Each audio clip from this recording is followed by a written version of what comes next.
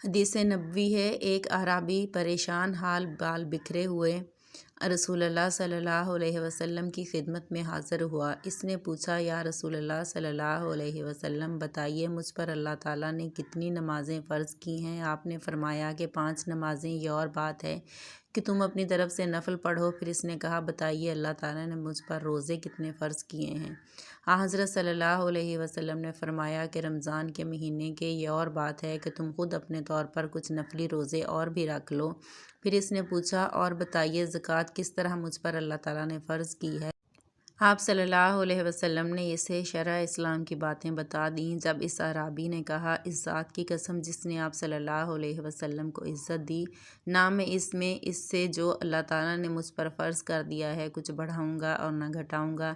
اس پر رسول اللہ صلی اللہ علیہ وسلم نے فرمایا، اگر اس نے سچ کہا ہے تو یہ مراد کو پہنچا، یا آپ نے یہ فرمایا کہ اگر سچ کہا تو جنت میں جائے گا؟